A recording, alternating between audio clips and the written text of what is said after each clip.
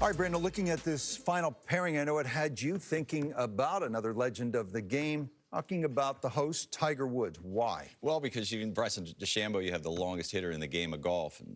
And Collin Morikawa, you have one of the straightest hitters in the game of golf. And you put these two together off of the tee, you still wouldn't duplicate Tiger Woods in 2000. Tiger Woods in 2000 was second longest player on the PGA Tour, just behind John Daly, and he hit 71.2% of his fairways and doesn't get a lot of credit for how straight he drove it. Just to put that into context, let's take Bryson out of it and look at Collin Morikawa for a second.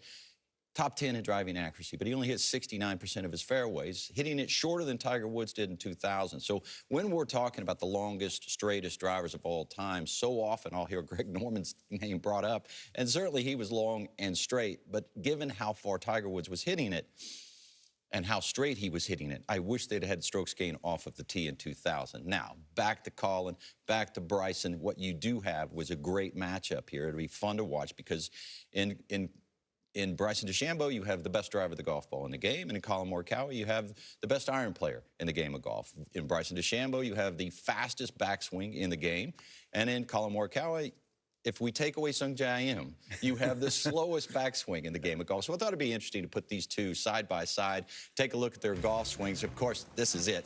This is Bryson DeChambeau getting pumped up, right? And this is markedly different from Bryson DeChambeau early in his career, not just body, but the entire golf swing. He didn't swing anywhere near this fast going back. He's trying to excite his muscles. And of course, this is a golf swing on the way to winning in Dubai, the DP World Challenge. It almost looks like it's in slow motion compared to Bryson DeChambeau. When I first looked at it, I was like, is this in slow motion for the first foot or two of the backswing? And of course, when you match these two up, we're going to put this in slow motion. It's going to be matched up beautifully. And as we get up to the top, you're going to see that Bryson will complete his backswing, get all the way down to impact before Collin Morikawa has completely got to the top of his golf swing and began to make the transition. Of course, one of these, again, that's Bryson. He's trying to hit it as far as he can and keep it on the planet. Keep it in between the penalty areas right, and keep it in between the penalty areas left. Beautiful impact there, Collin Morikawa. But what you can see here is that Collin, look at his bowed left wrist. Look how much forward he is, farther forward he is in spine angle. And you see one of them's trying to cover it. And that is how you hit it straight. And the other one is trying to stay behind it and elevate. That is how you hit it long. So this is a beautiful contrast between these two. But if you ask me who I thought was going to do better today, given the fact that double bogey lies just off these fairways, the fairways are pretty ample, but we've seen great evidence of players missing the fairway, making double, bringing big numbers into play. When I look at this field today, I think who is least likely to make a big number? Collin Morikawa is that player because more often than not, he hits it right on the pinhead. Bryson likely will be out driving Collin by how much, driver for driver? It's interesting, Bryson DeChambeau's driving average is 322 on the PGA Tour, nowhere near as far as he should be hitting it. He's swinging over 130 miles an hour, 132 miles an hour. If he were able to let it go all the time, his driving distance would go right up to 340 yards, somewhere in there. He hadn't maxed out yet? No, he hadn't maxed out at all. When you're swinging 132 miles an hour, there's plenty left in the tank for him. But you'll see him. He gets up on 18. He's hitting iron. He's got to lay back here or there. But if he were really able to let it out, he'd be driving it, 40 yards past Collin Morikawa.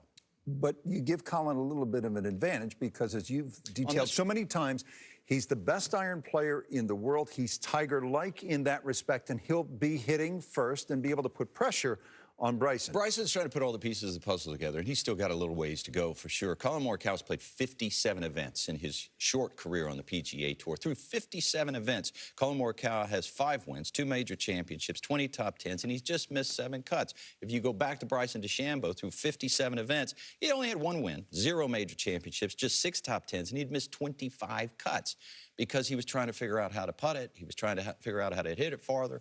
He's figured out both of those, but along the way, he sort of lost his iron play.